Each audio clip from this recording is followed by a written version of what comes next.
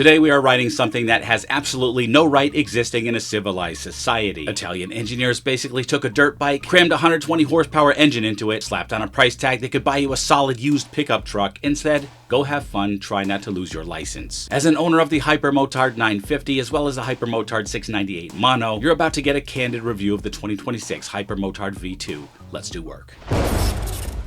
Massive thanks to Hudson Valley Motorcycles in Austining, New York for partnering with me. Here's a deal for you. If you go visit them, ask for Dwayne, and if you buy a bike and mention Ducati Diary sent you, he'll give you something special. Gotta go there and see what the surprise is, guys. Check them out. Let's talk the numbers real quick because Ducati made some massive changes this year. In terms of weight, it's 397 pounds dry. That is insanely light for a twin-cylinder street bike. On tap, you get 120 horsepower at 10,750 RPM and a highly respectable 69 pound-feet of torque at 8,250 RPM. The engine is the new 890cc V2 platform, and the engine weighs just 119 pounds by itself, making it the lightest twin Ducati has ever built.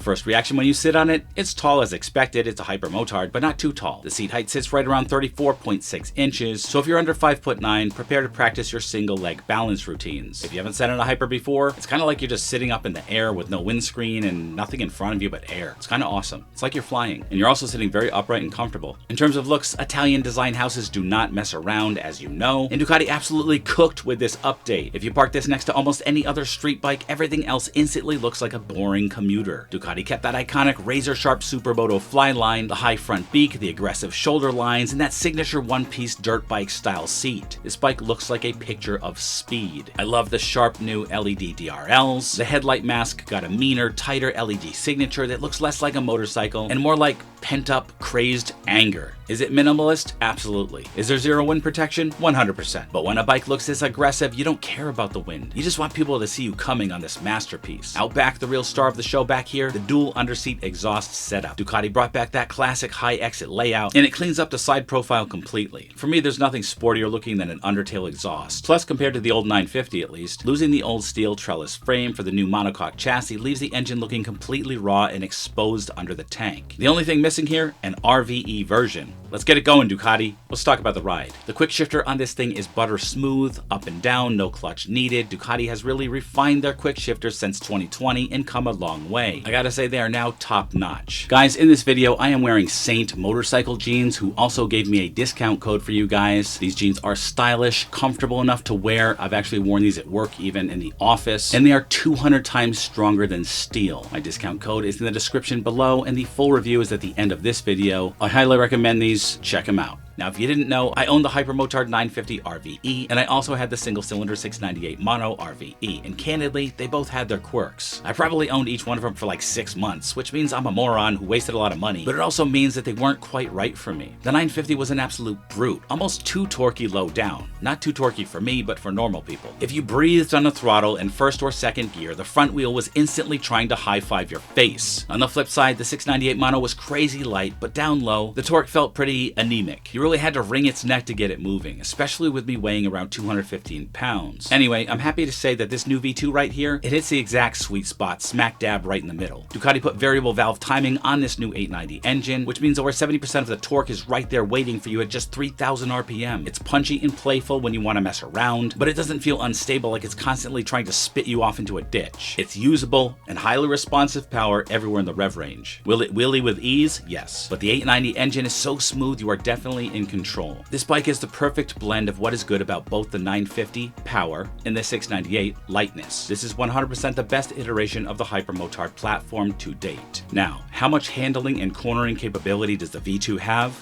Yes. You know you will have a blast shredding the track or twisties with this bike and then enjoy the ride home too. On the older Supermotos, when you hit a tight twisty section, you had to physically muscle the handlebars to get the bike down into a lean. On this V2, you literally just think about turning and the bike is already leaned over. I also took out the 2026 Panigale V4S out for a review the same day as this, and I can't tell you how much lighter and more flickable and fun this bike is. The Hyper's just nuts. The Panigale is a missile, of course, but this Hyper V2 is literally a barrel of monkeys on 2 wheels. Light, fast, flickable monkeys. Anyway, the suspension is firm, sure. It's an Italian sport machine, not a Cadillac. But it's settled down immediately over mid-corner bumps like the ones I'm riding over and over and over again in these Hudson Valley, New York roads. And in terms of braking, when you grab a handful of those dual Brembos. It hauls this 397-pound frame back down to speed so fast your thoughts will literally fly ahead of you. The brakes are great. It is flickable, planted, and completely razor sharp more than ever before. Don't worry about all this drool. We are going to get to some cons, but not a lot of them admittedly. In terms of electronics, you get what you'd expect. All the nannies and trinkets. You get 4 riding modes: race, sport, road, and wet, which for me just means race. It has cornering ABS, wheelie control, traction control, and even a slide-by brake feature for track days that lets you back the rear wheel into corners like a pro, and it's got more. Let's talk about the stock exhaust. It's not too shabby. Does it sound like a Terminioni? No, but it's passable. Here, you decide.